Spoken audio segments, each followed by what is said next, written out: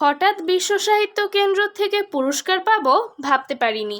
এই ছোট ছোট অর্জনগুলোই জীবনে চলার পথে সহায়ক হয়ে দাঁড়ায়।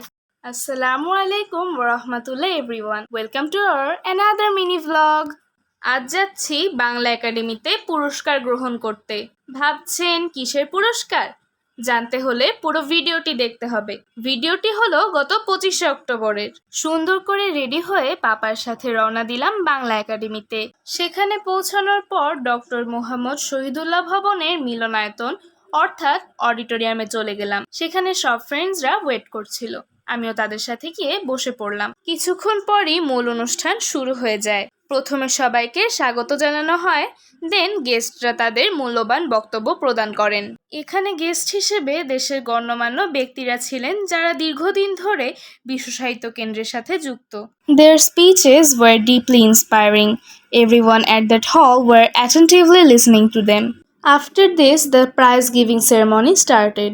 একটা স্কুলের স্টুডেন্টসদের ডাকার পর তাদের পুরস্কার হিসেবে বই উপহার দিচ্ছিলেন গেস্টরা।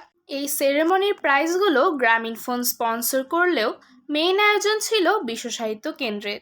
বাই দ্য ওয়ে, আপনারা কি জানেন প্রায় ৪৫ বছর আগে আবদুল্লাহ আবু সাইদের উদ্যোগে ১৭ই ডিসেম্বর ১৯৭৮ সালে অর্থাৎ ১৩৮৫ বঙ্গাব্দের পহেলা পৌষে বিশ্ব সাহিত্য কেন্দ্র গঠিত হয়। এই সংগঠনটির জন্য আবদুল্লাহ আবু সাইদ রেমন ম্যাগসেসে পুরস্কারে ভূষিত হন। বেশ খানিকক্ষণ পর আমাদের স্কুলের স্টুডেন্টসদেরকে ডাকলে আমরাও চলে যাই স্টেজে। আনফর্চুনেটলি আমার প্রাইজ নেওয়ার ভিডিও নেই, but I got some photos, that's what I am sharing with you. পুরস্কার দেওয়ার পর আমাদের হালকা স্ন্যাক্স অফার করে। এবার বলি পুরস্কারটা কিসের। আমাদের স্কুলে প্রতি বছর বিশ্ব সাহিত্য কেন্দ্রের বই পড়া কর্মসূচি হয়। বিশ্ব সাহিত্য কেন্দ্র হলো একটি সামাজিক সংগঠন যা আলোকিত মানুষ চাই স্লোগান দ্বারা গ্রন্থপাঠ কর্মসূচির মাধ্যমে যুব সমাজকে সৎ চিন্তায় বিকশিত করে। আমাদের স্কুলের এই কর্মসূচিতে মেইনলি স্কুল স্টুডেন্টসদের বই পড়ার প্রতি আগ্রহী করে তোলে। এই কর্মসূচিতে আমিও যুক্ত হয়েছিলাম।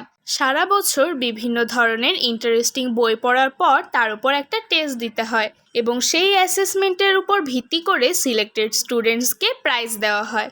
আমি পুরস্কার হিসেবে এই বইটি পেয়েছি। একটু পর অডিটোরিয়ামের আশপাশ ঘোরা শুরু করলাম। চারপাশের প্রাকৃতিক পরিবেশটা আমার কাছে খুব ভালো লেগেছে। তার পাশাপাশি ভবনগুলোর স্ট্রাকচারও বেশ ইউনিক লেগেছে। দেন পুকুরের পাশে চলে গেলাম। সেখানে কিছু ছবি তুললাম। পুকুরের চারদিকের পরিবেশ এত স্নিগ্ধ ছিল কি বলবো, আর সেদিনের ওয়েদারটাও একদম পারফেক্ট ছিল। সব মিলিয়ে ওখানে ভালোই লাগছিল। হঠাৎ খেয়াল করি পুকুরে ছোট্ট ছোট্ট মাছ। আমার তো মন চাচ্ছিল মাছগুলোকে টুক করে ধরে ফেলি। এই মাছগুলো বেশ ছোট হওয়ার কারণে ক্যামেরাতে ওঠেনি। কিছুক্ষণ বাদে বটতলায় গেলাম। সেখানে নজরুল মঞ্চ দেখলাম। তারপর ধীরে ধীরে সন্ধ্যা হয়ে আসছিল, তাই বাসার উদ্দেশ্যে রওনা দিই। অ্যাকচুয়ালি এই প্রাইজটা আনএক্সপেক্টেড ছিল।